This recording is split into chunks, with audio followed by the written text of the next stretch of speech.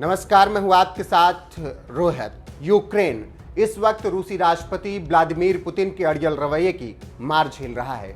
वो अलग बात है कि यूक्रेनी राष्ट्रपति वोलोडिमीर जेलेंस्की भी झुकने के मूड में नहीं हैं। रूस यूक्रेन के बीच जारी जंग ने कई और बातों की तरफ भी सभी का ध्यान खींचा है। इन्हीं में से बात यह है कि जहां एक तरफ पुतिन राष्ट्रपति बनने से पहले इंटेलिजेंस ऑफिसर थे, तो वहीं दूसरी तरफ जेलेंस्की पेशे से कॉमेडियन हुआ करते थे। जी हां, कॉमेडियन। सबको हंसाने वाला आखिर देश का राष्ट्रपति कैसे बन गया? साल 2015 में पर्दे पर राष्ट्रपति का किरदार निभाने वाला आखिर साल 2019 में असल जिंदगी में राष्ट्रपति कैसे बन गया? आज इस रिपोर्ट में आपको यही बताने जा रहे हैं।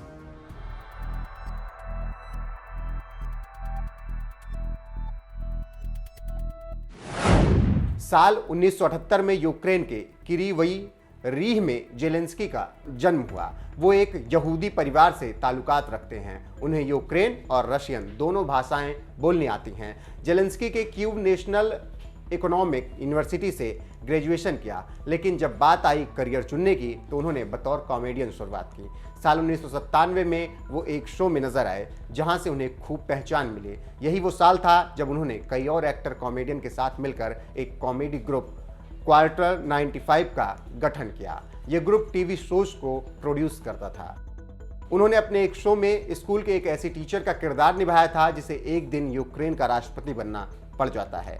किसे पता था कि ये किरदार वो असल जिंदगी में भी निभाते नजर आएंगे। इसमें कोई शक नहीं है कि जेलेंस्की न सिर्फ एक बेहतरीन कॉमेडियन रहे, बल्कि एक बेहद उम्दा अभिनेता भी रहे हैं। साल 2009 से लेकर 2012 तक उन्होंने फिल्मों में काम किया, साथ ही साथ कॉमेडी भी करते रहे। एक स्टेज शो के दौरान उन्होंने दोनों हाथ उठाकर ऐसे पियानो बजाया कि लोगों ने दिल खोलकर तालियां बजाई थी।